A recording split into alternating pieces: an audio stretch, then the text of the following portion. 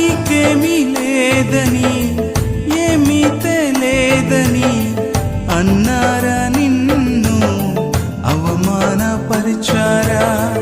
తలరాత ఇంతేనని తరువాత ఏమవునోనని రేపటిని గూర్చి చింతించుచున్నావా? చింతించకన్నా యేసు మాటను మరిచావా? మారాను మధురంగా మార్చెను చూసావా?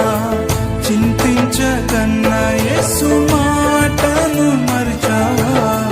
మారాను మధురంగా మార్చెను చూసావా? కన్నీరేలమ్మా, కరుణించు యేసుని